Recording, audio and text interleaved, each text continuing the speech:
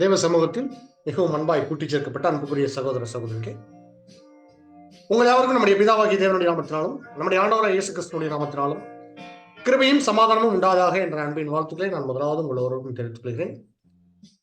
தேவனுடைய ஒரு பெரிதான கிருபை, அவருடைய ஒரு மிகுந்த இறக்கத்தினாலே இவ்வளவு காலம் ஒவ்வொரு வாரமும் நம்முடைய ஆண்டவராகிய இயேசு கிறிஸ்து பேசின ஒவ்வொரு ஊமைகளையும் நம் தொடர் வேதாங்க வகுப்பாக நம்ம பார்த்து கொண்டு வந்திருக்கிறோம். அந்த தொடர் வேதாங்க வகுப்புல இது கடைசி ஒரு பாடமாக நம்ம பார்க்கிறோம். கடைசி ஊமை, அநேக ஊமைகளை நம்ம பார்த்துட்டோம். அதுல சில சின்ன சின்ன ஊமை வாக்கியங்கள் இருக்கிறது, அதெல்லாம் நம்ம ஒரு ஊமை வாக்கியங்களாக இருக்கிறதுனால நம்ம தவிர்த்துக்கிறோம். இந்த கடைசி ஊமையாக நம்ம பார்க்கறது லூக்கா சுவிசேஷம் 19ஆம் அதிகாரம். இதுல இடம்பெற்றிருக்கக்கூடிய ஒரு ஊமை நம்முடைய அடிப்படை சத்தியத்திலே நம்ம பார்த்துருக்கிறோம். இன்னும் சொல்ல போனாக இந்த ஒரு ஊமை எப்பொழுதுமே ஒவ்வொரு வேத மாணவர்களும் மறந்துடக்கூடாத ஒரு ஊமையாக இருக்கிறது பார்க்கிறோம். அந்த ஊமையினுடைய தலைப்பு நம்முடைய அன்பு சொல்ற அறிவிச்சாங்க. இதை தாளந்து ஊமை அப்படின்னு சொல்லலாம், ராத்திரல் ஊமைன்னு சொல்லலாம், இல்ல அடிப்படை சத்தியத்துல நம்ம கேட்டது போல கணக்கு கேட்கும் எஜமான் அப்படிங்கிற ஒரு பெயர்ல கூட இந்த ஊமையை நம்ம சொல்லலாம். இந்த ஊமை இடம்பெறக்கூடிய வசன பகுதி லூக்கா எழுதின சுவிசேஷம் 19ஆம் அதிகாரம் 11 27 வசனம் வரைக்கும் இருக்கக்கூடிய ஒரு பகுதி. இந்த ஊமையினுடைய காரியத்தை நம்ம பார்க்கும்போது இதனோட பேக்ரவுண்ட் என்ன அப்படின்னு சொல்லி பார்க்கணும்னா, சகேயு குறித்து நம்ம எல்லாரும் படிச்சிருப்போம். சகேயினுடைய அந்த அழைப்பு, சகேயினுடைய அழைப்பை தொடர்ந்து இந்த ஒரு பேரபிளை நம்முடைய ஆண்டவர் பேசுறாங்க. சகேயு யார் அப்படின்னா ஒரு டாக்ஸ் கலெக்டர், அதாவது ஒரு ஆயக்காரன் அப்படிங்கும்போது நம்முடைய ஆண்டவர் இயேசு கிறிஸ்து எப்பொழுதுமே ஒரு ஆயக்காரன் பாவிகள் மேல அவர் ஒரு மிகுந்த ஒரு இரக்கம் கொண்டவராக இருந்ததை பார்க்கிறோம். காரணம்னா, எல்லாரும் வெறுத்து ஒதுக்கக்கூடிய ஒரு இடத்துல சமுதாயத்தினால புறக்கணிக்கப்பட்ட அந்த யூதர்களால் புறக்கணிக்கப்பட்டவர்கள் தான் யாரு அப்படின்னா இந்த ஆயக்காரர்களும் பாவிகளும். அநேக இடத்துல இவர்கள் எல்லாம் நம்முடைய ஆண்டவர் அரவணைச்சு அவங்களுக்கான சத்தியத்தையும் அவங்களுக்கான ஒரு தெய்வீக வழிநடத்தலையும் நம்முடைய ஆண்டவர் நிறைய இடத்துல கொடுத்ததை நம்ம பார்க்கிறோம். விசேஷமா நம்ம கடந்த வாரங்கள்ல பார்த்த லூக்கா 18ஆம் அதிகாரத்துல பார்த்த இந்த 2 ஊமைகளும், அதுல கடைசியா பார்த்த அந்த 2 பேர் பிரேயர் பண்ண போறாங்க, அதை பார்த்தோம் இல்லையா? பரிசேயன், இன்னொன்னு ஆயக்காரன். கரெக்டா நம்ம சொல்லணும்னா இந்த ஒரு பேரபிளுக்கு அடுத்துதான் நம்ம அடுத்து இந்த பேரபிள் பார்க்கிறோம். இதுக்கிடையில இருக்கக்கூடிய ஒரு சின்ன ஒரு பேசேஜ் என்னன்னா, அந்த லூக்கா 19ஆம் அதிகாரத்துல அந்த சகேயு ஒரு டாக்ஸ் கலெக்டரா இருக்கிற சகேயுவை குறித்து மற்றவர்களுக்கு ஒரு நல்ல ஒரு ஒப்பீனியன் இருக்காது. காரணம் என்னன்னா, அது அவங்களுடைய வேலை நிமித்தமா அந்த யூதர்கள் புறக்கணிக்கிறது கடந்த வாரம் பார்த்தோம். அந்த அடிப்படையில் வச்சு பார்க்கும் பொழுது அதை தொடர்ந்து இதை என்ன பண்றது அப்படின்னா இந்த பேரபிள் சொல்றாங்க. ஸோ அந்த சம்பவத்திற்கும் இந்த பேரபிளுக்கும் ஏதாவது லிங்க் இருக்கா அப்படின்னு சொல்லி பார்க்கும்போது நிச்சயமாக இருக்கு. அதனுடைய சாராம்சத்தும் நம்ம புரிந்து கொள்ளும் போது அதுல கண்டிப்பாகவே நமக்கு இருக்கு, அதுல ஒரு லெசன் இருக்கு. சரி, அது மாத்திரமல்ல, இன்னும் சொல்ல போனா நம்முடைய ஆண்டவர் மறிக்கிறார். மறிக்க போகக்கூடிய அந்த கடைசி ஒரு வாரம், இந்த கடைசியில அவர் பேசின ஒரு ஊமையாக பார்க்கிறோம். அதாவது ஒரு பொது வெளியில அவர் செய்த பிரசங்கங்கள்ல இதுதான் கடைசியா நம்ம பார்க்கலாம் பேரபிள் விஷயம் பார்க்கும்போது. இன்னொன்னு இருக்கு, அது பர்டிகுலரா பார்க்கும்போது எருசலேம் தேவாலயத்துல அவர் பேசக்கூடிய அந்த பரிசேயர்கள் மத்தியில இருக்க அந்த கடிந்து கொண்டு பேசக்கூடிய சில காரியங்களா இருக்கும் இல்லையா? அதெல்லாம் நம்ம லூக்கா 23 வரும்னு நினைக்கிறேன். 23 எல்லாம் பார்க்கும்போது அது நிறைய விஷயங்கள் அவர் அங்க பேசியிருப்பார். அதெல்லாம் கொஞ்சம் நிறைய காரியங்கள் இருக்கு அங்க. சாரி, 23 இல்லை, அது மட்டும் 23 இருக்கும். அந்த காரியம் தான் நம்ம பார்ப்போம். அப்புறம் தனிப்பட்ட முறையாக சீசர்களோட அப்போஸ்தலரோட அவருடைய தனித்து இருக்கும்போது பேசிய காரியங்கள் தான் இருக்கும். ஒரு பொது வெளியில அப்படிங்கும்போது கிட்டத்தட்ட இப்போ கடைசி வாரங்கள் அந்த அவருடைய மரணத்தை நெருங்கிறதுக்கு முன்பாக இருக்கக்கூடிய ஒரு காரியம். அதனாலதான் வசனம் எப்படி ஆரம்பிக்கும் அப்படின்னா, லூக்கா 19ஆம் அதிகாரம் நீங்க 11வது வசனத்தை நீங்க வாசிக்கும் போது, அவர்கள் இவைகளை கேட்டுக்கொண்டிருக்கையில் அவர் எருசலேமுக்கு சமீபமா இருந்தபடியினாலும் தேவனுடைய ராஜ்யம் சீக்கிரமாய் வெளிப்படும் என்று அவர்கள் நினைத்தபடினாலும் அவர் ஒரு ஊமையை சொன்னார் அப்படின்னு சொல்லி ஆரம்பிக்கும். அன்பான சகோதர சகோதரிகளே, நீங்க நல்லா கவனிச்சு பாருங்க. எருசலேமுக்கு சமீபமா இருக்கிறாருன்னா அப்படி என்ன அர்த்தம் அப்படின்னா, கலிலேயால ஊழியம் செய்துட்டு இருக்கிறார். கலிலேயாவில் ஊழியம் செய்துட்டு இருக்கும்போது ஒரு பஸ்கா பண்டிகை வருது. அப்ப என்ன பண்றாருன்னா வந்து அப்படியே நடந்து பயணப்பட்டு வர்றார். இப்ப எருசலேம் பக்கத்துல வந்துருச்சு. அந்த இடத்துல தான் வந்து இந்த சகேயினுடைய காரியங்கள் நடக்குது. அப்ப அதை குறிச்சு இவர் பேசுறதெல்லாம் நம்ம பார்க்கணும். இப்ப இந்த ஊமை அங்க ஆரம்பிக்கிறார். எப்படி ஆரம்பிக்கிறார் அப்படின்னா, ஒரு ஒரு பிரபுவாகிய ஒரு மனுஷன் ராஜ்யத்தை பெற்றுக்கொண்டு வரும்படியாக அவர் என்ன பண்றார், தூர தேசத்துக்கு புறப்பட்டு போறார். நான் சொல்லிடுறேன், ஸ்டோரி டெல்லிங்மா சொல்லிடுறேன், தேவைப்படுறதுல நம்ம வசனம் வாசிக்கிறோம். தூர தேசத்துக்கு புறப்பட்டு போறார் ராஜ்யத்தை பெற்றுக்கொண்டு வர்றதுக்காக. இவர் போகும்போது என்ன பண்றாரு, தன்னுடைய ஊழியக்காரர்கள 10 பேர்த்த கூப்பிட்டு என்ன பண்றாருன்னா, ஒரு 10 பேரை கூப்பிட்டு 10 ராத்தல் எடுத்து கையில் கொடுக்குறார். ஆளுக்கு ஒன்று, ஈச் ஒன் கொடுக்குறாரு. அதுல என்ன பண்றாங்க அப்படின்னா வந்து, நான் போயிட்டு வர்ற வரைக்கும் நீங்க என்ன பண்ணுங்க, இனி இதை வச்சு நீங்க ஒரு வியாபாரம் செய்து இந்த காரியங்களை பெருக்குங்க, வியாபாரம் செய்யுங்க அப்படின்னு சொல்லிட்டு போறார். வியாபாரம் செய்யுங்கன்னு சொல்லிட்டு கொடுத்துட்டு போறார். அந்த 10 பேர்த்துக்கிட்டும் ஈக்குவலா கொடுத்தாச்சு, 10 ஊழியக்காரர் கூப்பிட்டு. அப்புறம் அடுத்து என்ன காட்சி நடக்குது அப்படின்னா, இவர் ராஜ்யத்தை பெற்றுக்கொண்டு திரும்பி வரக்கூடாது அப்படின்னு சொல்லிட்டு இவருக்கான சத்துருக்கள் அந்த ஊர்ல இருக்காங்க. அவங்களாம் என்ன செய்யறாங்க அப்படின்னா, இவருக்கு எதிரடியா சில காரியங்களை செயல்படுறாங்க. எப்படி செயல்படுறாங்க அப்படிங்கும் போது, இவர்களும் அவர் பின்னாடியே போயிட்டு அந்த இவருக்கு ராஜ்யத்தை கொடுக்கக்கூடிய இடத்துல போய் பேசுறாங்க. இவருக்கு ராஜ்யத்தை நீங்க கொடுக்க கூடாது அப்படின்னு சொல்லி இவங்களுடைய எதிர்ப்பை தெரிவிக்கக்கூடிய ஒரு காரியம் கூட அங்க நடக்கிறது பார்க்கணும். இந்த சம்பவத்தை ஏன் அங்க பதிவு செய்யறாரு அப்படிங்கும் போது, அன்னைக்கு இருந்த யூதர்கள் மத்தியில, நல்ல கவனிங்க, அன்னைக்கு இருந்த யூதர்கள் மத்தியில் இப்படிப்பட்ட ஒரு வழக்கம் அன்னைக்கு இருந்துச்சு. அதவே ஒரு சம்பவம் நடந்து கொண்டிருந்துச்சு. விசேஷமா சொல்லணும்னா, அந்த யூதர்கள் நமக்கு தெரியும் ரோமர்களுடைய அரசாட்சிக்கு கீழ்பட்டிருந்தாங்க. அப்போ ரோமர்களுடைய அரசாட்சிக்கு கீழ்பட்டிருக்கும் பொழுது, ரோமர்களுடைய அரசாட்சி அதனுடைய அந்த ரோம பேரரசன் எங்க இருப்பாங்கன்னா ரோமாபுரியில் இருப்பாங்க. இப்போ ரோமாபுரியில் இருக்கக்கூடிய பேரரசன் கிட்டத்தட்ட ஒரு 3000 மைல் தூரம் எல்லாம் அவங்க பயணப்பட்டு, கடல்ல பயணப்பட்டு போகணும். எங்க போகணும், அந்த ரோம் போகணும். இப்போ இவங்க ரோம பேரரசனுடைய கீழ்பட்டிருக்கக்கூடிய அந்த யூதேயா பட்டணத்துல ஒரு பிரபு இருக்கிறார் அப்படின்னா, அவருக்கான அதிகாரத்தையும் அவருக்கான அந்த பட்டணத்தை, எத்தனை பட்டணத்துக்கு இவர் அதிபதியா இருக்க முடியும், இவருடைய அந்த கவர்னர் போஸ்ட் எல்லாம் யாரு தான் தருவாங்க அப்படின்னா, அந்த அப்பாயின்மெண்ட் கொடுக்கறது அங்க ரோம், அங்கதான் ஹெட் குவார்டர், அங்கிருந்து தான் வரணும். இப்ப இந்த ராஜ்யத்தை பெற்றுக்கொண்டதுக்காக இவர் என்ன பண்றாருன்னா, அந்த ரோம் போறார். இந்த மாதிரி அங்க சம்பவங்கள் நடந்ததும் ஒரு செய்தி இருக்குது. இது ஒரு குறிப்பில் எப்படி நம்முடைய ரசூல் சொல்றாங்க அப்படின்னா, ஒரு மனுஷன் வந்து இந்த மாதிரி போனதாகவும், அதாவது அவர் குறிச்சு ஒரு பேர் கூட சொல்றாங்க, அது ஹிஸ்டரியில தான் இருக்கு, பைபிள் இல்ல. அவரை குறிச்சு இவங்க யாருமே வந்து என்ன பண்ணல அப்படின்னா, அவர் வந்து இங்க இந்த யூதேய பட்டணத்துக்கு ஒரு ராஜாவாக, ஒரு தேசாதிபதியாக வர்றதை யாரும் விரும்பல. அதுக்கு வந்து எதிர்ப்பு தெரிவிச்சு யூதேய பட்டணத்தில் இருக்கக்கூடிய சில முக்கியஸ்தரெல்லாம் என்ன பண்றாங்கன்னா, அதுக்கு எதிர்ப்பு தெரிவிச்சதெல்லாம் கூட சில செய்தியும் இருக்கிறதும் உண்டு. இப்போ அந்த ஒரு செய்தியை மையப்படுத்தி தான் வந்து என்ன பண்றாங்கன்னா, இந்த ஓமையை பேசுறாரு. நமக்கு தெரியும் ஓமைகள் எல்லாம் நம்முடைய ஆண்டவர் பேசும்போது சில உதாரணங்கள் எடுத்து பேசும்போது, அந்த உதாரணங்கள் அந்த மக்களுக்கு பரிச்சயமா இருக்கணும்.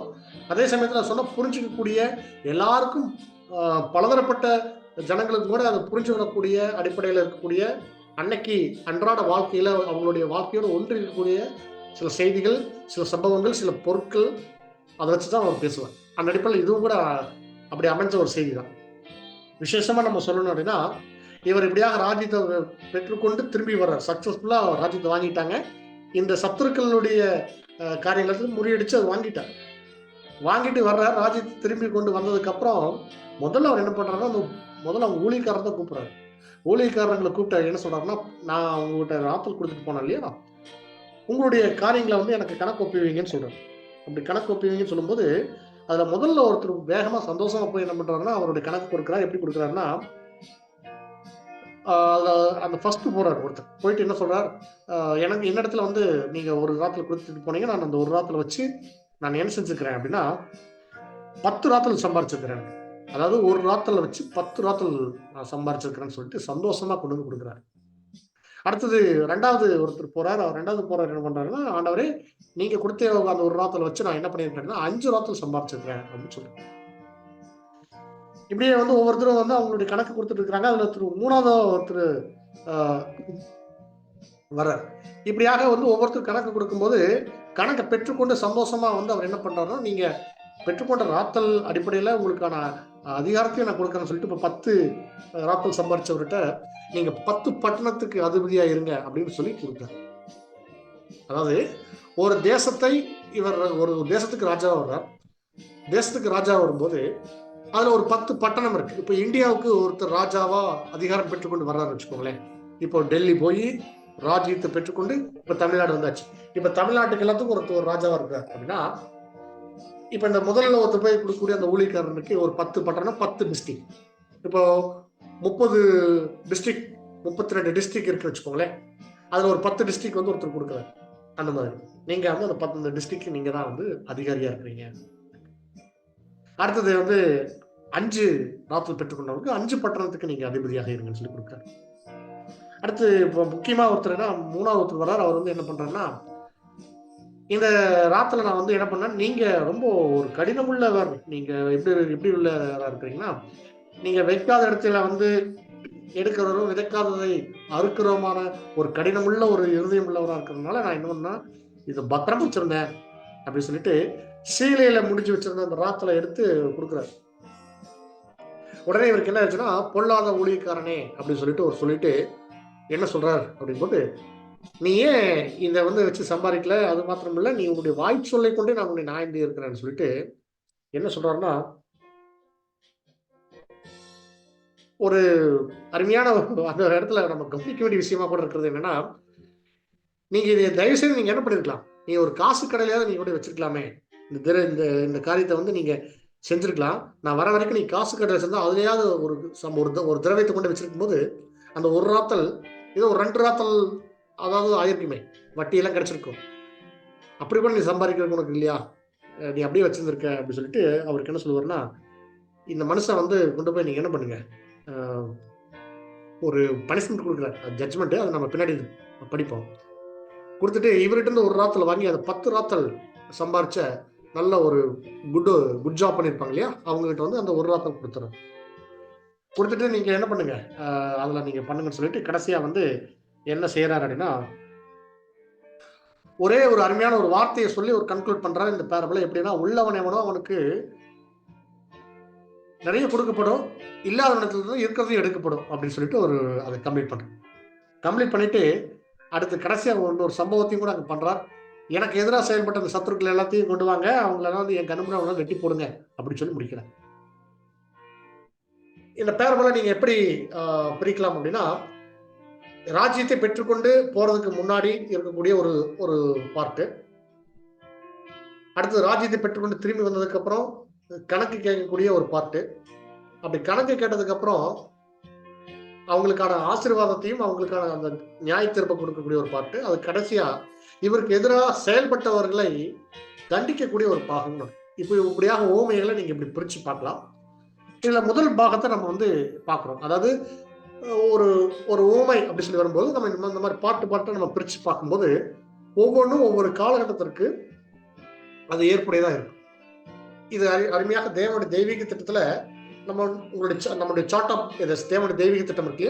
அதுல நீங்க இந்த பேரபிள் அப்படி நீங்க பொருத்தி பார்க்கணும். ஒவ்வொரு பாகமாக எடுத்து ஒவ்வொரு கரெக்டா ஒவ்வொரு யுகத்திலையும் ஒவ்வொரு காலப்பகுதியிலும் நீங்க பொருத்தி பார்க்கும்போது மிகச்சரியாக பொருந்தக்கூடிய ஒரு ஓமையாக இருக்கும். பாருங்க அன்பான சகோதர சகோதரிகளே, இந்த ஓமையில ராஜ்யத்தை பெற்றுக்கொண்டு வருவதற்கு முன்பாக அவர் கிளம்புறாரு இல்லையா, அப்படி போகும்போது அந்த ஒரு முன்னேற்பாடு செய்யற காரியங்கள் இருக்கு இல்லையா, அது வந்து சரியாக நம்ம சொல்லணும்னா நம்முடைய ஆண்டவர் இயேசு கிறிஸ்து, அதாவது இந்த பிரபுவாகிய ஒரு மனுஷன் அதை யார் அடையாளப்படுத்துறாங்க, நம்முடைய ஆண்டவராக இயேசு கிறிஸ்து அடையாளப்படுத்துறாங்க. அவர் என்ன செய்யறாரு அப்படிங்கும்போது அவருடைய தம்முடைய முதலாம் முறைகளை வந்திருக்கும் பொழுது நடக்கக்கூடிய சம்பவங்கள், அந்த 3.5 வருஷம் அவர் செய்த இந்த ஊழியம் இருக்கு இல்லையா, அந்த 3.5 வருஷம் அவர் கொடுத்த அத்தனை காரியங்களும் என்னவா இருக்கு அப்படிங்கும்போது அது முன்னாடி இருக்கக்கூடிய அந்த பார்ட்டாக கரெக்டா சொல்லணும்னா நம்முடைய ஆண்டவராக இயேசு கிறிஸ்துவோட ஊழிய நாட்கள்ல இருந்து இன்னைக்கு சபையாக நம்ம வந்து அந்த சபையை ஸ்தாபிச்சு அந்த சபையை இன்னைக்கு வளர்ந்து கொண்டிருக்கக்கூடிய அத்தனை காரியத்துக்கும் அவங்க சத்தியத்தை கொடுத்துட்டு போனோம். அதான் அந்த திரவியம் அப்படிங்கும்போது சத்தியம். அந்த பாகம் நம்ம வாசிச்சு அதுக்கான ஒவ்வொரு வார்த்தைக்கான விளக்கம் கூட நம்ம பார்க்கணும். சகோதரி நீங்க வாசிக்க முடிஞ்சா நீங்க வாசிருங்க. லூக்கா 19ஆம் அதிகாரம் 11 இருந்து 13 வரைக்கும் வாசிங்க. 3 வசனம் வாசிங்க. லூக்கா 19ஆம் அதிகாரம் வசனம் 11 முதல். அவர்கள் இவைகளை கேட்டுக்கொண்டிருக்கையில் அவர் எருசலேமுக்கு சமீபித்திருந்தபடியினாலும் தேவனுடைய ராஜ்யம் சீக்கிரமாய் வெளிப்படும் என்று அவர்கள் நினைத்தபடியினாலும் அவர் ஒரு ஓமையை சொன்னார். பிரபுவாகிய ஒருவன் ஒரு ராஜ்யத்தை பெற்றுக்கொண்டு திரும்பி வரும்படிக்கு தூர தேசத்திற்கு போக புறப்பட்டான்.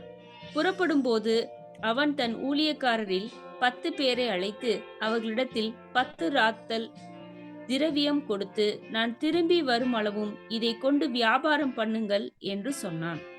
ஓகே. இந்த பாகத்துல நம்ம பார்க்கக்கூடிய மிக முக்கியமானது நம்முடைய அந்த பிரபுவாகிய மனுஷன் நம்முடைய ஆண்டவர் இயேசு கிறிஸ்து.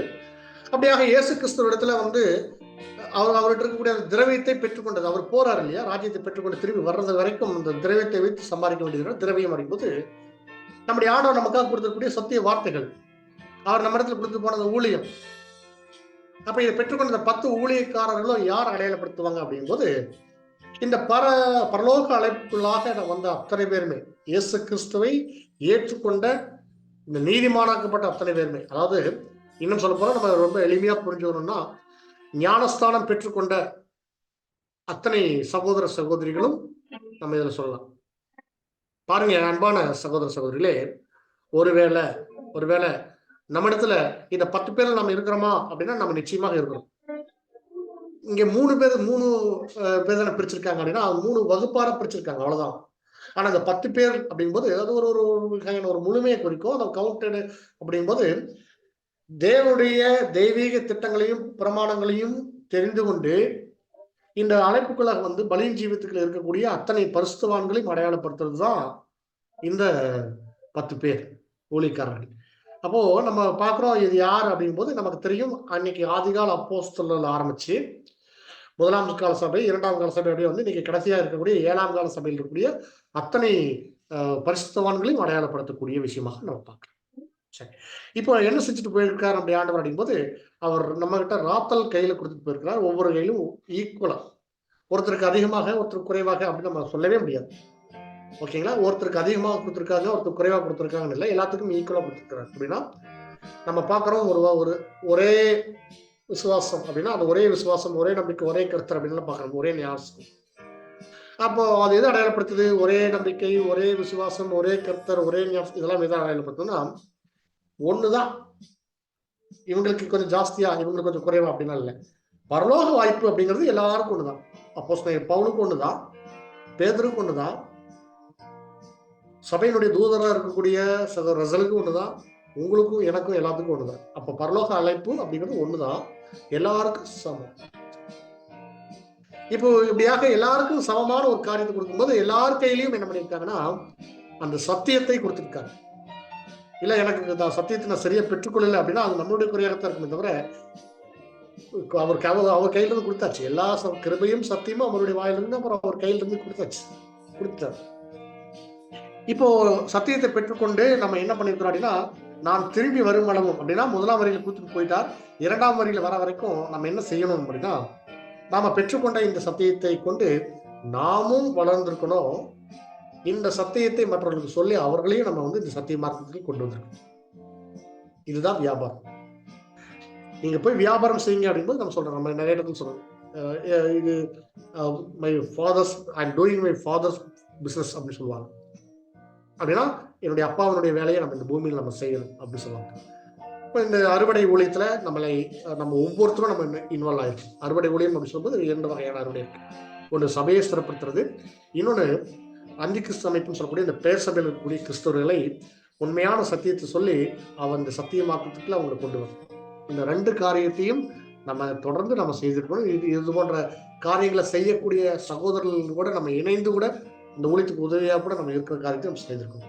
இதை நம்ம செய்துட்டு இருக்கிறோம் அப்படின்னா நிச்சயமாக நம்ம பார்ப்போம். அவர் திரும்ப வந்த உடனே முதல்ல என்ன செய்யறாருன்னா கணக்கு கேட்கிறார். திரும்ப எப்போ வர்றாரு அப்படின்னா 1874 2ஆம் வரையில வந்து அவர் என்ன செய்யறாரு அப்படின் போது கணக்கு தான் முதல்ல கேட்கறது, கணக்கு தான் கேட்கறது. பாருங்க, இப்போ இப்படியாக அவர் வந்து தூரதேசத்துக்கு புறப்பட்டு போகும்போது அங்க ஒரு சில குரூப் என்னவா இருக்காங்கன்னா, இவர் ராஜ்யத்தை பெற்றுக்கொள்ளக்கூடாதுன்னு சொல்லிட்டு சில பேர் அவங்க என்ன பண்றாங்கன்னா காரியங்களை பண்றாங்க. அது அடுத்து நம்ம வசனத்துல நமக்கு இருக்கு. சகோதரர் தொடர்ந்து வாசிங்க.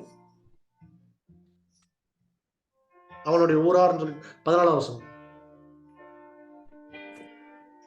14ஆம் வசனம். அவருடைய ஊரார் அவனை பகைத்து, இவன் எங்கள் மேல் ராஜாவாய் இருக்கிறது எங்களுக்கு மனதில்லை என்று சொல்லும்படி அவன் பின்னே ஸ்தானாதிபதிகளை அனுப்பினார்கள். அடுத்து அவன் ராஜ்யத்தை பெற்றுக்கொண்டு திரும்பி வந்த போது தன்னிடத்தில் திரவியம் வாங்கியிருந்த அந்த ஊழியக்காரரில் அவன் வியாபாரம் பண்ணி பண்ணி சம்பாதித்தது இவ்வளவு என்று அறியும்படி அவர்களை தங்களிடத்தில் அழைத்து வரச் சொன்னான். பாருங்க, இந்த 2 விஷயம். இப்ப இந்த 14ஆம் வசனத்துல நம்ம பார்க்கிறோம். முதலாம் வரியில அவர் இந்த ஊழியத்து காரியங்களை செய்துட்டு இருந்தபோதும் சரி, இல்ல அவர் குடுத்துட்டு போனதுக்கு அப்புறம் சரி, நம்முடைய ஆண்டவராகிய இயேசு கிறிஸ்துவை ஏற்றுக்கொள்ளாத ஒரு வகுப்பார் இருக்காங்க இல்லையா? அவர் மேசியாவாக அங்கீகரிக்காதவங்க இருக்காங்க. அதே மாதிரி இன்னைக்கும் கிறிஸ்துவ மண்டலத்துல எத்தனையோ பேர் அவர் ராஜாவாக வந்துட்டதை கூட அங்கீகரிக்காம இருக்காங்க. அப்ப இவங்க எல்லாருமே கிறிஸ்துவுக்கு எதிரானவர்கள். கிறிஸ்துவுக்கு எதிரானவர்கள், கிறிஸ்துவனுடைய சத்துருக்கள் அப்படிங்கும்போது அவர்கள் யாரை அடையாளப்படுத்துவாங்கன்னா ஆன்டி கிரைஸ்ட், அதாவது கிறிஸ்துவுக்கு எதிரானவர்கள் அப்படின்னு சொல்லலாம். அப்போ சத்துருடைய எதிரடியாக செயல்படுவோம் சொல்லலாம். அப்படியாக எதிரடியாக செயல்படுறது யாரு? கிறிஸ்துவுக்கு எதிரடியாக செயல்படுறது யாரு? கிறிஸ்துவனுடைய ராஜ்யத்தை விரும்பாதது யாரு? கிறிஸ்துவை விரும்பாதது யாரு அப்படின்னு பார்க்கும்போது, அன்னைக்கு இருந்த பரிசேயர்கள், சதுசேயர்கள், நியாயசாஸ்திரிகள், பிரதான ஆசிரியர்கள், அங்கிருந்து ஆரம்பிச்சோம்னா இன்னைக்கு இருக்கக்கூடிய போப்பு மார்க்கம் வரைக்கும் அப்படித்தான். இன்னைக்கு இருக்கக்கூடிய பேர் கிறிஸ்தவ அமைப்பு வரைக்கும் எல்லாருமே அப்படித்தான். Anti Christ. பாருங்க அன்பான சகோதர சகோதரிகளே, இப்படியாக ஒரு குரூப் இருந்துட்டு தான் இருக்காங்க.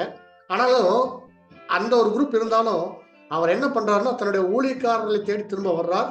வந்து தான் கொடுத்ததை தன்னுடைய ஊழியக்காரர்கள் எப்படியாக அவங்க செஞ்சு வச்சிருக்காங்கன்னு சொல்லி பார்க்கும்போது அதுல நம்ம பார்க்குறோம். நீங்க 16 வசனத்துல இருந்து பார்க்கும்போது ஒவ்வொருத்தரா கணக்கு கொடுக்க ஆரம்பிக்கிறான். முந்தினவன் அந்த முந்தினவன் யார் அப்படிங்கும்போது நமக்கு தெரியும். நம்முடைய ஆண்டவர் இயேசு கிறிஸ்து 2ஆம் வரையில வந்த உடனே அவர் முதல்ல செய்யறது என்னன்னா பரிசுத்தவான்களை உயிரோடு எழுப்புறது. அந்த உயிர்த்தெழும் காரியங்கள் செய்யறாங்க. எப்படி 1874 2ஆம் வரையில வர்றார். 78ல அவர் என்ன பண்றாரு அப்படின்னா, அவர் போனதுல இருந்து, அதாவது பெந்தகோஸ்தே நாளுக்கு அப்புறம் மரிச்ச பரிசுத்தவான்கள்ல இருந்து 1874 வரைக்கும் 78 வரைக்கும் இருக்கக்கூடிய பரிசுத்தவான்களை அங்க முதலாவது உயிரோட கொண்டு வர்றார், உயிரோடு எழுப்புறார். அதான் அந்த உயிர்த்தெழுதல் தான் நம்ம பார்க்கணும். சபையினுடைய உயிர்த்தெழுதல், அதுல முதலாம் உயிர்த்தெழுதல் அப்படின்னு சொல்லி பார்க்கணும். இந்த முதலாம் உயிர்த்தெழுதல்ல 6 கால சபையில வாழ்ந்த பரிசுத்தவான்களை முதலாவது ஒரு உயிர்த்தெழுந்து வர்றாங்க. அவங்க எல்லாருமே ஆவியின் சரீரத்துல உயிர்த்தெழுந்து வர்றாங்க. அப்ப நம்ம யாரையும் அவங்களை கண்ணில் நம்ம பார்க்க முடியாது. காரணம் என்னன்னா அவங்க மாமிச சரீரத்துல உயிர்த்தெழுந்து வர்றதில்ல, ஆவிக்குரிய சரீரத்துல உயிர்த்தெழுந்து வர்றாங்க. இப்ப நமக்கு புரியும்படியாக சொல்லணும்னா, அப்போஸ்தலனாகிய பவுல்ல இருந்து பேதுரு வரைக்கும், பேதுரு அப்புறம் பர்னபா, நம்ம எத்தனையோ பேர் பார்க்குறீங்களா தேவனுக்கு சித்தம் இருந்து இவங்களாம் சபையா இருக்காங்கன்னு வச்சுக்கோங்களேன். அவங்க எல்லாமே உயிர்த்தெழுந்து ஆவியின் சரீரத்துல இருப்பாங்க. யாரோட? கிறிஸ்துவோட இருக்கிறாங்க. ஓகேங்களா? சரி. இப்போ முதலாவது இவங்க எல்லாம் உயிர்த்தெழுப்புறாங்க. இப்போ பாருங்க, அதுல முந்தினவன் இப்போ இவங்கெல்லாம் எப்படி ஒர்க் பண்ணியிருக்காங்க அப்படின்னா, ஒரு ராத்துல அவங்க கொடுத்த, நம்முடைய ஆண்டவர் கொடுத்துட்டு போன அந்த ஒரு ராத்துல வச்சு 10 ராத்தல் அவங்க சம்பாரிச்சது பார்க்கணும். இது ரொம்ப பெரிய விஷயம் தான்.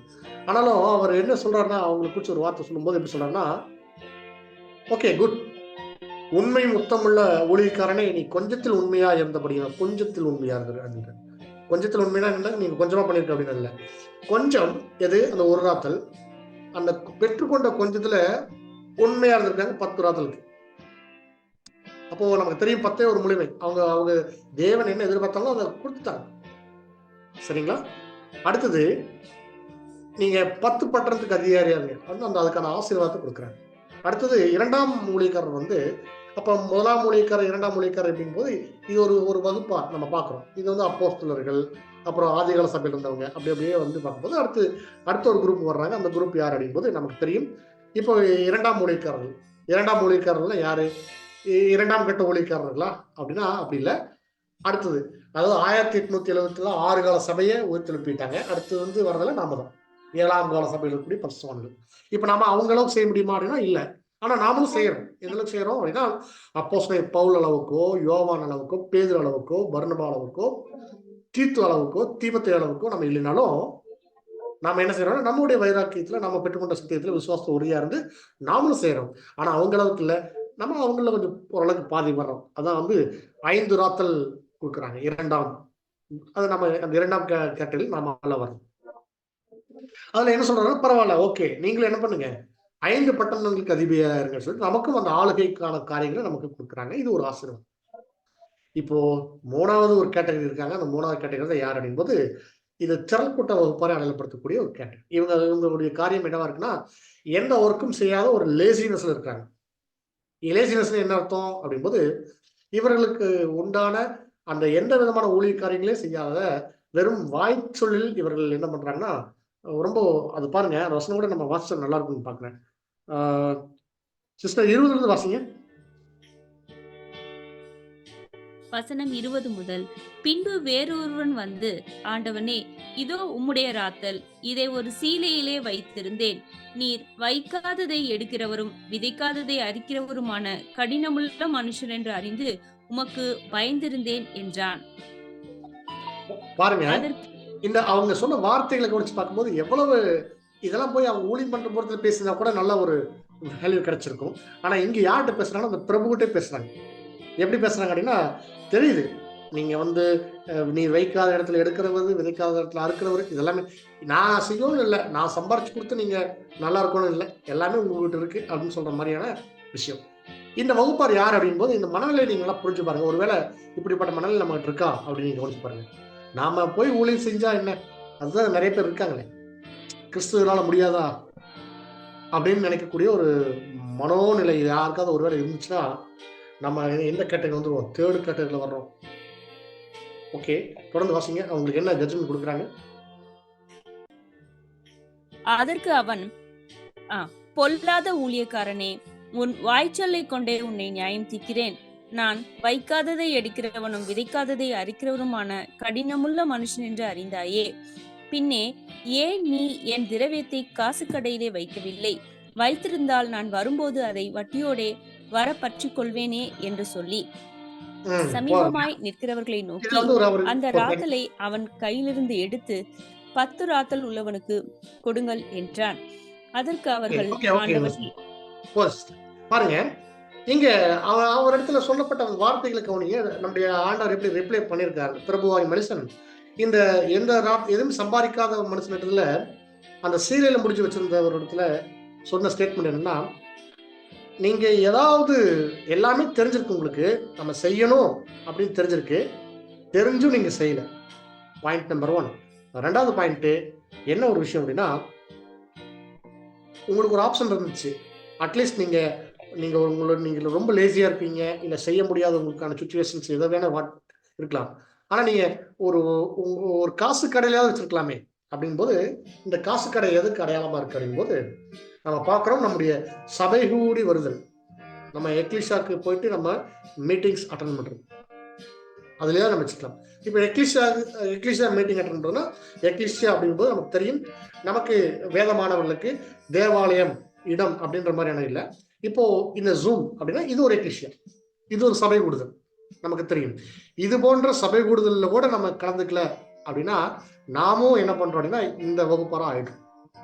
ரெண்டு விஷயம், நாம செஞ்சுதான் நம்ம ஊழியம் பண்ணித்தான் வந்து நம்முடைய ஆண்டவர் இந்த ராஜ்யத்தை இந்த பூமியில ஸ்தாபிக்க போறாரா அப்படின்னு சொல்லி இந்த ராஜ்யத்தை சுவிசேஷத்தை பிரசங்கிக்காம தங்களுக்குள்ளாகவே வைத்துக் கொள்றது, அதாவது சீலையில முடிஞ்சு பத்திரமா வச்சுக்கிறது, கேட்ட பேசிக் சப்ஜெக்ட் சத்தியம் எல்லாத்தையும் பத்திரமா வச்சுக்கக்கூடிய ஒரு வகுப்பார். ஒருத்தருடைய நம்ம அதை குறித்து நம்ம பிரசங்கிக்கல, வாய்ப்பு கிடைக்கும் போதெல்லாம் நம்ம சொல்லணும். அதுதான் ஊழியம், அது வியாபாரம். நமக்கு எத்தனையோ கிறிஸ்தவர்கள் நம்ம சந்திப்போம், எவ்வளவோ ஃப்ரெண்ட்ஸ் நமக்கு இருந்திருப்பாங்க. ஒரு வாய்ப்பு தேவன் ஏற்படுத்தி கொடுப்பார், அவங்க சந்திக்கும் போது நமக்கு ஒரு வாய்ப்பு எடுத்து கொடுத்துருப்பார்.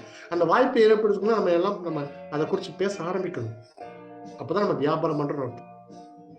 ஓகேங்களா? இது ஒரு பக்கம். இன்னொன்னு, அப்படி பண்ணலைன்னா கூட நம்ம இந்த சபை கூடி வருது இல்லையா, நம்ம வந்து விட்டுடாம இருக்கும்போது கூட அதுக்கும் நமக்கு என்ன கிடைக்குதுன்னா ஒரு ஆசீர்வாதம் கிடைக்குது அப்படின்னு சொல்லிட்டாங்க. அப்போ சபை கூடி வருதல் அப்படிங்கும்போது நமக்கு தெரியும் ரெண்டு விதமா இருக்கு. இன்னைக்கு வந்து இந்த ஜூம் ஒரு மீட்டிங் வச்சிருக்கோம் அப்படின்னா இது ஒரு சபை கூடி வருதல் தான். அடுத்தது என்ன சொல்ல போனா, எப்படியாவது இந்த சத்திய பாடத்தை நம்ம கேட்டு அதன்படி பிரயோஜனப்படுத்திக் கொள்ளக்கூடிய ஒரு சூழ்நிலைக்கு நம்ம வந்துட்டோம் அப்படின்னாலே நம்ம வந்து காசு கடையில் வைக்க ஆரம்பிச்சிட்டோம். அப்போ ஒரு அறிவா ஒரு ஆப்ஷன் கூட அங்கே சொல்லி காமிச்சிருக்கிறார். பட் ஆனால் அது லீஸ்ட் தான், நமக்கு உங்களுக்கு புரிய நினைக்கிறேன், அது லிஸ்ட் தான். ஆனால் அதுக்கும் ஒரு ஆசீர்வாதம் இருந்திருக்கு அப்படின்னு சொல்லி பார்த்தேன். அதை கூட அவர் செய்யாம விட்டுட்டார். அப்போ என்ன ஆகுது, அவர்கிட்ட கொடுத்த அந்த காரியங்களை எடுத்து நல்லா உழைக்கக்கூடியவர்கிட்ட கைக்கு கொடுக்கும்போது அவர்கள் இன்னும் நிறைய செஞ்சு அதை பெருக்கிறாங்க அப்படின்னு சொல்லி பார்க்கணும். அப்போ இது எதுக்கு அடையாளமா இருக்கு அப்படின்னா, நம்ம இடத்துல இருக்கக்கூடிய அந்த வாய்ப்பு நல்லா ஒர்க் பண்ணக்கூடியவங்ககிட்ட போகுது அப்படின்னு சொல்லி பார்க்கணும். அதாவது நமக்கு தேவன் கொடுத்த அந்த வாய்ப்பை, ஊழிய வாய்ப்பை நம்ம செய்ய தவறும்போது அந்த ஊழிய வாய்ப்பு இன்னொருத்தருக்கு போகுது அப்படின்னா நம்ம புரிஞ்சுக்கணும். அடுத்தது கடைசியா அவர் எப்படி சொல்லி முடிக்கிறார் அப்படிங்கும்போது, அந்த இவருக்கு எதிரடியாக செயல்பட்ட அந்த ஒரு வகுப்பா இருக்காங்க இல்லையா, கிறிஸ்துவுக்கு எதிரடியாக செயல்பட்ட அவர்களுக்கான ஜட்ஜ்மெண்ட் எப்படின்னா, அவங்கள கொண்டு வந்து என் கண் முன்னாடி வெட்டி போடுங்க அப்படின்னு சொல்றது வந்து நமக்கு தெரியும். அது லிட்டரலா நம்ம எடுத்துக்கொள்ளக்கூடாது. அப்போ அந்த கொலை செய்தாரா? ஏன்னா நமக்கு தெரியும். சத்துருக்களை சிநேகிங்கள் அப்படின்னு சொல்லி கொடுத்தவரு சத்துருக்களை வெட்டி போடுவாரா? அப்படின்னா, அங்க வெட்டி போடுறதும்போது நமக்கு தெரியும். அது ஒரு ஆவிக்குரிய அர்த்தத்தில் நம்ம எடுத்துக்கணும். ஓமைகள் அப்படின்பது ஓமைகள் நேரடியான பாஷையில் இல்ல. அது ஒரு அடையாள பாஷை. அது ஒரு ஞானமாக ஞானத்தை மாத்திரம் நம்ம எடுக்கணும். எப்படி அப்படிங்கும்போது, இப்போ வெட்டி போறதுல வெட்டுறதுக்கு ஒரு பட்டயம் வேணும். பட்டயம் அப்படின்னா நமக்கு தெரியும். பட்டயம் அப்படின்னாலே அது இந்த வேதாகமம் தான் பட்டயம். பைபிள் தான் பட்டயம். இந்த பட்டயத்தை கொண்டு சத்துருக்களாக இருக்கிறவர்களை நம்ம வெட்டணும் அப்படின்னா, இந்த வேத வசனத்தை அவங்களுக்கு சொல்லி, கிறிஸ்துவுக்கு எதிரடியாக இருப்பவர்களை கிறிஸ்துவ கிறிஸ்துவர்களாக மாற்றுறது. அது எப்ப நடக்கும் அப்படின்னா, கரெக்டா தேவனுடைய ராஜ்யத்துல கிறிஸ்துவனுடைய அந்த நாங்க பார்க்கிறோம் 3 ஸ்டேஜஸ் பார்க்கணும். அதாவது பரோசியா, அப்புறம் எபிஃபனியா, அப்போகலிப்ஸ் 3 ஸ்டேஜ். இப்ப இந்த 3வது ஸ்டேஜா இருக்கக்கூடியது, அது எல்லாருக்கும் பகிரங்கமாக அவர் வந்திருக்கக்கூடிய வருகை, எல்லாரும் ஞானத்தை அறியக்கூடிய காலப்பகுதி.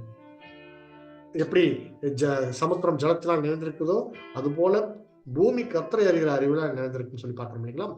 அந்த ஒரு காலகட்டத்துல இந்த சம்பவம் நடக்குது. அப்போ சத்துருக்களை வெட்டுறது அப்படின்னு சொல்லி பார்க்கும்போது, சத்துருக்களாக இருக்கிறவர்களை ஆதாயப்படுத்துறது அப்படிதான் நாங்க பார்க்கிறோம். அப்போ கிறிஸ்து எல்லாரையும் அங்க என்ன பண்றாங்கன்னா, அவங்க வந்து அந்த ஆசீர்வாதத்துல வர முடியாது. நமக்கு தெரியும். இந்த சபை வாய்ப்புகளை வர்றவங்க தான். இது ஒரு கேட்டகரி பார்க்கும்போது நம்ம பார்த்தோம். இந்த பாடத்தினுடைய ஆரம்பத்துல பார்த்தது போலதான் இந்த பேரபிளை நம்ம ஒவ்வொரு காலப்பகுதிக்கும் சூட் பண்ணி பார்க்கணும். இது வந்து ஆரம்பம் எங்க ஆரம்பிக்குது அப்படின்னா, நம்முடைய ஆண்டவர் வந்து அந்த முதலாம் வருகையில் வந்து ஊழியம் செய்த காலப்பகுதியில் ஆரம்பிச்சு, அப்புறம் 2ஆம் வருகை வந்து, அப்புறம் 2ஆம் வருகைக்கு அப்புறம் சம்பவிக்கக்கூடிய அந்த உயிர்த்தெழுதல், பரிசுத்தவான்களோட உயிர்த்தெழுதல், அப்புறம் சபையினுடைய நிறைவு, அப்புறம் திரள் கூட்டத்துக்கான ஒரு வாய்ப்பு, திரள் கூட்டம் முடிஞ்சதுக்கு அப்புறம் அந்த மகா உத்தரம் எல்லாம் முடிஞ்சிச்சு. அந்த மகா உத்தரம் தான் நம்ம பார்க்குறோம். அந்த மகா உத்தரத்துக்கு அப்புறம் நடக்கிறது எங்க அப்படின் போது, அதுக்கப்புறம் எல்லாருக்கும் ஒரு உயிர்த்தெழுந்து வரும்போது ஜெனரல் ரிசரக்ஷன்ல வந்ததுக்கு அப்புறம் எல்லாருக்கும் அந்த சத்தியத்தை போதிக்கக்கூடிய ஒரு காலப்பகுதி வரைக்கும் இந்த பேரபிள் அங்க நகர்ந்து போறது. இதுல வித்தியாசங்கள் இருக்கிறத நம்ம பார்க்கும்போது, நம்ம வித்தியாசங்கள் சொன்னா நம்ம புரிஞ்சுக்க கூடாது. எப்படி தவறாடினா, ஒருத்தர் வந்து 10 சம்பாரிச்சார், ஒருத்தர் 5 சம்பாரிச்சார், ஒருத்தர் எதுவுமே சம்பாதிக்கல. இதெல்லாமே நம்ம எப்படி பார்க்கணும் அப்படின்னா, இந்த கொடுத்தது ஒண்ணுதான், ஆனா வித்தியாசங்கள் இருக்கு. அப்போ அதிகமா சம்பாரிச்சவங்களுக்கு அதிகமான வாய்ப்பு. பவுல் நாமளும் ஒரே அழைப்பா இருந்தாலும் அவருக்கு பட்டணங்கள் அதிகமா கொடுத்துருக்காங்க. ஆசீர்வாதங்கள் அதிகமா, இல்ல நமக்கு ஆசீர்வாதங்கள் குறைவா அப்படின்னாலும் நம்ம பார்க்கும்போது இல்லை, எல்லாருமே சபை வகுப்பாங்க. ஒரு அருமையான ஒரு வசனம் நமக்கு அதை படிக்கலாம். 1 கொரிந்தியர் 15ஆம் அதிகாரம் 41ஆம் வசனம்.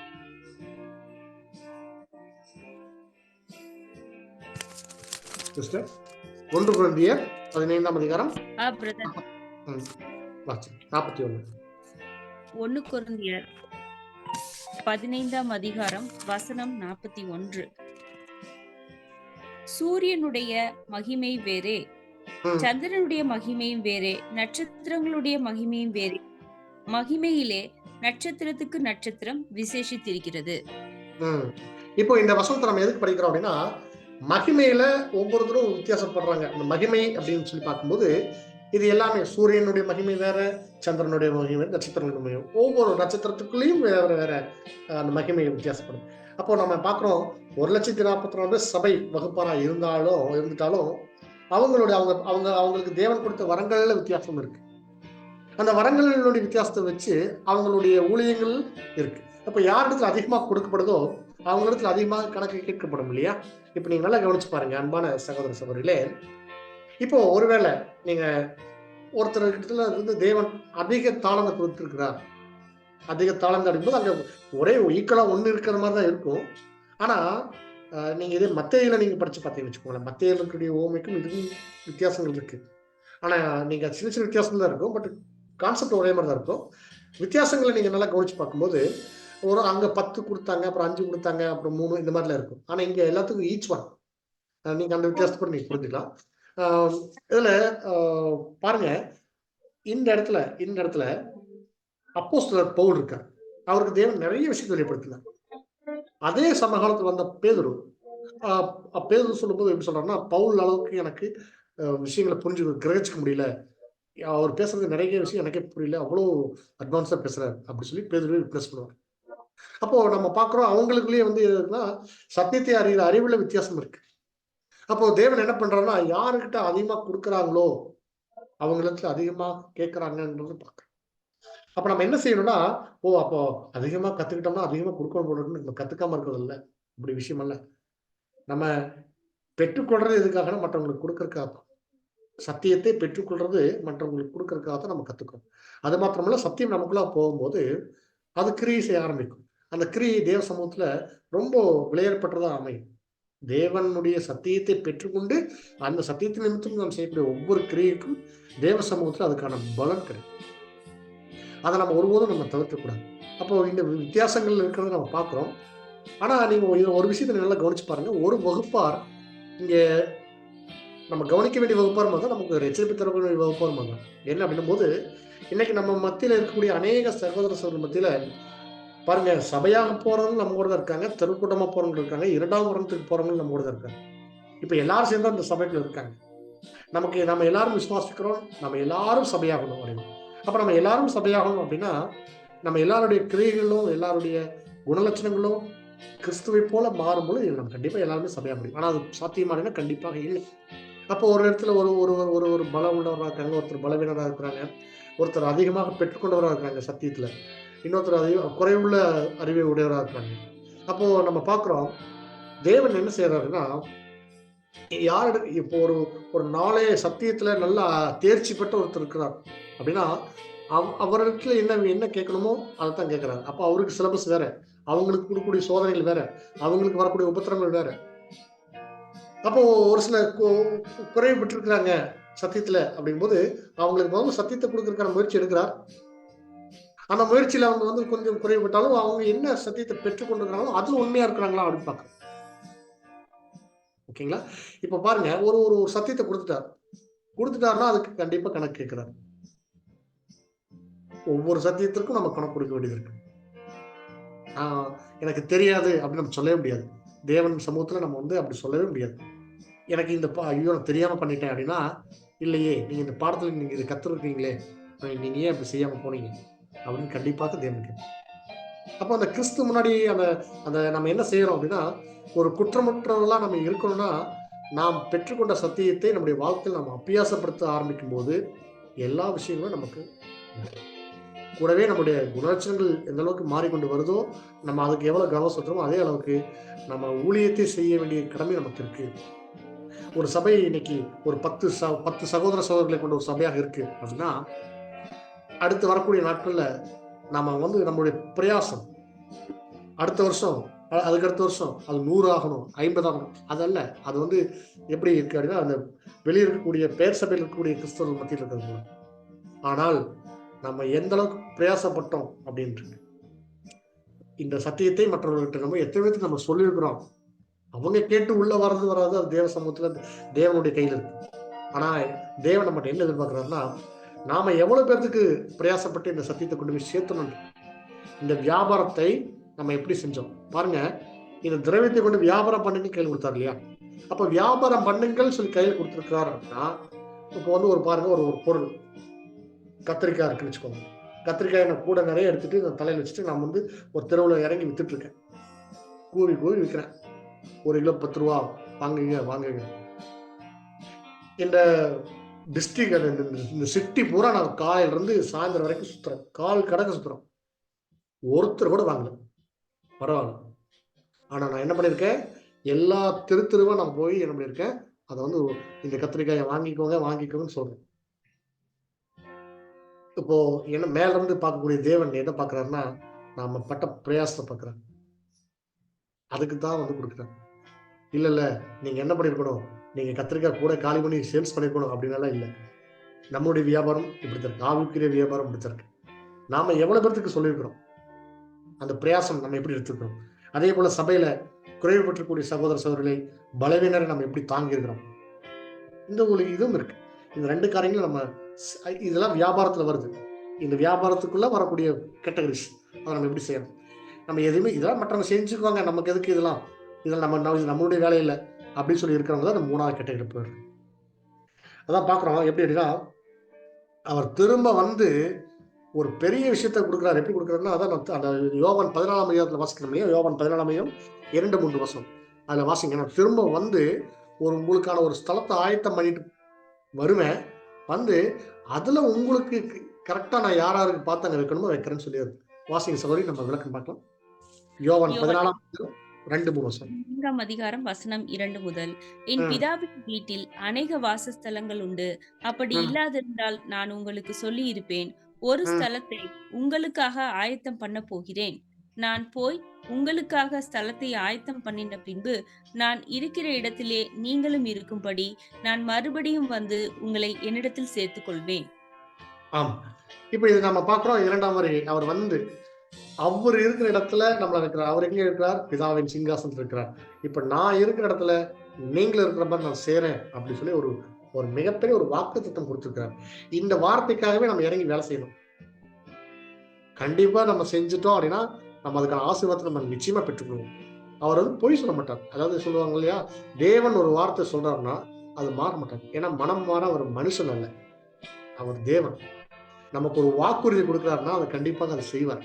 நம்முடைய விசுவாசம் அதுல உறுதியா நின்னு, நமக்கு குடுப்பார். நம்ம அந்த ராஜ்யத்தை நம்ம பெற்றுக்கொள்வோம். கிறிஸ்து இந்த பூமியில ராஜாவா இருக்கும்போது, நாம உடன் அவ் அவ அவ அவரோட கூட நம்ம நம்ம இருக்கிறோம். அவரோட கூட நம்ம ஆளுகள் இருக்கிறோம். நம்ம வெளிப்படுத்தல வாசிக்கிறோம் இல்லைங்களா? அவர் ஜெயம் கொண்டு சிங்காசனத்துல இருக்கிறார். அப்ப நாம என்ன பண்ணணும்? நாமளும் ஜெயம் கொண்டோம்னு அவருடைய சிங்காசனத்துல இருப்போம். அப்படின்னு நம்ம உறுதியா நம்ம நம்பணும். ஒருவேள இந்த ஆசீர்வாதத்துக்கு நம்ம வரல அப்படின்னா, நம்ம இந்த இந்த 3 கேட்டகரிக்கு ஒருவேள போயிட்டோம் அப்படின்னா, அது ரொம்ப டேஞ்சர். இத விட கொடுமை என்னன்னா, அடுத்து இன்னொரு 4த் கேட்டகரி யாரு? இந்த அழிவுக்குள்ள போறவங்க. அது வாய்ப்பவே இழக்குறாங்க. சபை வாய்ப்பவே இழக்கக்கூடிய ஒரு கேட்டகரியா நம்ம பார்க்கிறோம். காரணம், அவர் வந்து நியாயம் தீர்க்க அவர் 2ஆம் வருகை வரும்போது ராஜாவா வர்றார். எப்படி வர்றார்? அது நம்ம தானியேல் 12:1 வாசிக்கிறோம். அவர் எப்படி வர்றார் அப்படின்னா, ஒரு பலமுள்ளவரா வர்றார். நாட்களிலே மிகுந்த ஒரு ஒரு ஆபத்து காலம் வரும். அங்க வந்து எப்படி இருக்கிறாருன்னா, ஒரு மிகாயேல் பெரிய அதிபதியா வர்றார் அப்படின்னா, அவர் கையில அதிகாரம் இருக்கு, அவர் கையில வல்லமை இருக்கு, அவர் கையில சகல விதமா அதாவது ஒரு தவறு அத வந்து உடைக்கக்கூடிய ஆயுதம் அவர்ட்ட இருக்கு. அதான் நம்ம சங்கீதத்துல கூட வசனங்கள் வாசிக்கிறோம். எப்படி வாசிப்போம்னா, அவர் வந்துட்டார் அப்படின்னா, சத்துருக்களை என்ன பண்றாரு? அங்க அழிக்கிறார். அதான் நம்ம பார்க்கிறோம். சங்கீதம் 72:9 வாசிங்க சார். வனாந்தரத்தார் அவருக்கு முன்பாக குனிந்து வணங்குவார்கள். ம். அவருடைய சத்துருக்கள் மண்ணை நக்குவார்கள். ஆமா. சங்கீதம் அதாவது எழு ம். கரெக்ட் தான். அப்போ அந்த எழு அந்த இடத்துல நம்ம பார்க்கிறோம். என்ன நடக்கும் அப்படிங்கும்போது, அவருடைய சத்துருக்கள் அங்க என்ன பண்றாங்கன்னா, மண்ணை நக்குவார்கள் அப்படிங்கிறத பார்த்தோம். அதே மாரி இன்னொரு வசனம் கூட நம்ம வாசிச்சலாம். சங்கீதம் 45:5. சங்கீதம் 45ஆம் அதிகாரம் வசனம் 5. உம்முடைய அம்புகள் கூர்மையானவைகள். அவைகள் ம். ராஜாவுடைய சத்துருக்களின் இருதயத்திற்குள் பாயும். ஜனசலதங்கள் உமக்கு கீழே விழுவார்கள். ஆமாங்க. அதாவது சத்துருக்களுடைய இருதயத்துக்குள் பாயும் அப்படின்னா, ஆ இங்க அந்த நம்ம ஏற்கனவே சொன்னது போல தான். நம்ம லிட்டரலா அங்க வெட்டி கொலை செய்றதல்ல. அப்போ அவங்களுடைய மைண்ட மாத்தக்கூடிய காரியத்த செய்வாங்க. இப்போ இந்த ராஜா வந்து இந்த காரியத்தலாம் செய்யும் பொழுதெல்லாம், நாமளும் என்ன ஆயிருக்கணும்னா, கிறிஸ்துவோட கூட நம்ம ஆளுகையில வந்திருக்கணும். அப்படி வந்துட்டோம் அப்படின்னா, நம்மளும் சபையா இருக்கிறோம் அப்படின்னு அர்த்தம். ஒருவேளை நம்ம இல்ல அப்படின்னா, நமக்கு இருக்கக்கூடிய வாய்ப்பு நல்லா நீங்க புரிஞ்சுக்கணுங்க. சபை அப்படின்னா, இந்த கேட்டகரி நம்ம எப்போ உடன்படிக்கை செய்துட்டோமோ, அப்ப நமக்கு 2 வாய்ப்பு தான். ஒண்ணு சபையாகணும், இல்ல திரள் கூட்டமாகணும். நமக்கு திரும்ப மறு வாய்ப்புலாம் கிடையாது. இல்லன்னா டெத். அதாவது செகண்ட் டெத். நம்ம செகண்ட் டெத்துக்கு நம்ம யாரும் போகக்கூடாது. போகக்கூடிய விஷயம் தான். துணிகரமான பாவம் நம்ம யாரும் செய்றதில்ல. செய்யவும் கூடாதுன்னு வச்சுக்கோங்களேன். ஆனா நம்ம சபை அப்படிங்கிற ஒரு நம்ம ஒண்ணே ஒண்ணு இலக்கு நமக்கு சபையாகணும். இந்த சபை வாய்ப்ப நம்ம வந்து கொஞ்சம் லேசியா இருந்தோம்னா, தவற விட்டோம்னா திரள் கூட்டமா ஆகுறோம். திரள் கூட்டமும் சாதாரண விஷயமா நமக்கு கிடைச்சிடாது. அதுக்கும் சில ஒர்க் பண்ணணும். இப்ப எப்படி நம்ம வந்து நம்ம சுயமா செய்றோமோ, அப்போ ஒரு கட்டாயத்தின் அடிப்படையில செய்ய வேண்டியது வரும். ஒரு நெருக்கடியான காலகட்டங்கள்ல. அப்படிப்பட்ட கட்டாயத்தின் அடிப்படையில செய்யாம, சுயமாக நாம வந்து செய்யும்போது, சபை வாய்ப்பு அப்படிங்கிற அந்த மேன்மையா பெற்றுக்கொள்வோம். அன்பான சகோதர சகோதரிகளே, ஒருவேளை ஒருவேளை இந்த பேரபிள் நம்ம நமக்கு நேரம் கிடைக்கும் போதெல்லாம் அந்த பேரபிள் படிக்கிறோம்னு வச்சுக்கோங்களேன். இந்த பேரபிள் படிக்கும்போது, நமக்கு கவனத்துல நம்ம எடுத்துக்கொள்ள வேண்டிய 3 விஷயங்கள். நல்லா கவனிங்க. பாடத்த நம்ம நிறைவு செய்ய போறோம். இந்த பேரபிள் நம்ம வந்து அநேக முறை படிச்சிருக்கிறோம். இனிமேல் நம்ம நெறைய முறை படிக்கத்தான் போறோம். அப்படி இந்த பேரபிள் படிக்கும் பொழுதெல்லாம் நம்ம நினைவில் கொள்ள வேண்டிய 3 விஷயம். 1 ஃபர்ஸ்ட் விஷயம். கிறிஸ்து நம்ம கையில திரவியம் குடுத்திருக்கிறார். நம்ம அவர் கையிலிருந்து வாங்கியிருக்கிறோம். நேரடியா வாங்கியிருக்கிறோம். அப்படிங்கிறது மறந்துடக்கூடாது. Point number 1. அப்படி வாங்கின நமக்குள்ள கொடுத்துருக்கிற நம்ம பெற்றுக்கொண்ட சத்தியத்தை, அந்த திரவியம் சத்தியம், சத்தியத்தை நம்ம கிறிஸ்துவிலிருந்து நம்ம பெற்றுக்கொண்டுள்ளோம். இது பாயிண்ட் நம்பர் 1. 2வது, பெற்றுக்கொண்ட சத்தியத்தை நம்ம என்ன செஞ்சிருக்கோம். 3வது, இது ரொம்ப ரொம்ப முக்கியமான விஷயம். 3வது, இந்த சத்தியத்தை, அதாவது சத்தியத்தின்படி நம்ம வியாபாரம் செஞ்சு சக்சஸ்ஃபுல்லா பண்ணிட்டோம்னா நிச்சயமாக அவர் நமக்கு ஆசீர்வாதத்தை கொடுப்பார் அப்படிங்கிற வாக்கு. இந்த 3 விஷயங்களும் இந்த பேரபிளுக்குள்ள அடங்கியிருக்கு. இந்த பேரபிளை படிக்கும்போது சரி, இந்த பேரபிள் எப்ப நினைச்சாலும் சரி, 3 விஷயம். 1, நம்ம சத்தியத்தை வாங்கியிருக்கிறோம். வாங்கின சத்தியத்தை நம்ம என்ன பண்ண போறோம் அப்படிங்கிற அந்த சுய பரிசோதனை. என்ன பண்ணியிருக்கோம், சத்தியத்துக்காக நம்ம என்ன செஞ்சிருக்கிறோம் அப்படிங்கிற சுய பரிசோதனை. 2வது, நிச்சயமாக நமக்கு வாய்ப்பு கொடுப்பார், அந்த ஆசீர்வாதத்தை கொடுப்பார். கிறிஸ்துவோடு கூட நாமளும் ஆளுகையில் இருப்போம். இந்த உலகை ஆளப்போகிறார். எப்படி ஆளப்போறார் அப்படின்னா, எல்லாரையும் தேவனுக்கு பிரியமான ஒரு தெய்வ பக்தியுள்ள சந்ததியாக எல்லாரையும் மாற்ற போறார் நம்முடைய ஆண்டவர். அதுக்கு தான் இந்த 1000 ஆண்டு அரசாட்சி. கிறிஸ்துவனுடைய ராஜ்யத்துல அதான் செய்ய போறாங்க. அப்படி கிறிஸ்துவனுடைய ராஜ்யத்துல நம்முடைய ஆண்டவர் வந்து செய்யும்போது நம்ம கிறிஸ்துவோட கூட இருக்க வேண்டாமா? கண்டிப்பா நம்ம எல்லாம் இருக்கணும். அப்ப நம்ம இருக்கணும்னா நம்ம என்ன செய்யணும்? நம்ம தயாராகணும். ராஜ்யத்துக்கு நம்ம இப்ப தயாராகணும். கிறிஸ்துவோடு கூட ஆளுகை செய்யறதுக்கு இப்ப நம்மை தயார்படுத்தணும். யாருக்கெல்லாம் நம்ம கிறிஸ்துவோடு கூட ஆளுகை செய்யணும் அப்படின்னு விரும்புறோமோ அவங்க எல்லாமே கண்டிப்பாக சபையாக போறாங்க. நீங்க, நான், நம்ம எல்லாரும். விசேஷமா இந்த பாடம் நம்ம வந்து புதிதாக ஞானஸ்தானம் பெற்றுக்கொண்ட சகோதர சகோதரிகள் இப்பதான் நம்ம பலி ஜீவித்த ஆரம்பிச்சிருக்கிறோம். அப்படிப்பட்ட சகோதரர்களுக்காகவே தான் இந்த பாடங்கள் நம்ம எடுத்திருக்கிறோம். இந்த ஊமை தொடர் வேத வகுப்புல அதிக பிரயோஜனப்படுற மாதிரி பழைய சகோதரருக்கும் இருக்கு. ஆனா புதிய சகோதர சகோதரிகள் அதிக பிரயோஜனப்படும்படியாகத்தான் இந்த பாடத்தை நம்ம தொகுத்து ஒவ்வொரு வாரமும் நம்ம கொடுத்துருக்கோம். ஒருவேளை இது கண்டிப்பாக உங்களுடைய ஆவிக்குரிய வளர்ச்சிக்கு பிரயோஜனப்பட்டிருக்கும் அப்படின்னு நம்ம விசுவாசிக்கிறோம். இந்த வகுப்பு வரைக்கும் நம்ம அதுதான் நம்ம செஞ்சிருக்கிறோம். இது வந்து ஒரு ஆரம்ப நிலை. இனி அடுத்தடுத்து வரக்கூடிய பாடங்கள் எல்லாமே நம்ம எப்படி பண்ண போறோம்னா, அடுத்தடுத்து வரக்கூடிய பாருங்க, இந்த தொடர் வேத வகுப்பு நிறைவடைஞ்சிருச்சு. இந்த ஊமையோட முடிஞ்சிருச்சு. இனி அடுத்து நம்ம சகோதரர் நமக்கு அறிவிப்பாங்க அடுத்து நம்ம என்ன படிக்க போறோம்ட்டு. அடுத்தடுத்து நம்ம நகர்ந்து போகும்போது இன்னும் அந்த இலக்கை நம்ம அடையிறதுக்கு நம்ம என்னென்ன வாய்ப்புகள் நமக்கு தேவன் நமக்கு வச்சிருக்கிறாங்க, அதை எப்படி நம்ம சுதந்திரிச்சு கொள்ள முடியும், அதற்கு தேவன் நமக்கு எப்படி பலன் கொடுக்குறாங்க, இந்த சத்திய ஆவி மூலமாக நமக்கு எப்படி கொடுக்குறாங்க அப்படிங்கிறதெல்லாம் நம்ம வந்து இம்மட்டும் பொறுமையோடு கேட்ட அனைவரையும் தேவன் நாமே ஆசீர்வதித்து நிறுத்துவராக. இந்த வாய்ப்பை கொடுத்த பிதாவாகிய தேவனுக்கும் தலையாகிய கிறிஸ்துவுக்கும் சபையாகிய சரீர அங்கங்கள் உங்கள் அனைவருக்கும் நன்றி கூறி வருகிறேன். தேவநாமம் கிறிஸ்துவ அமைப்படுகிறார்.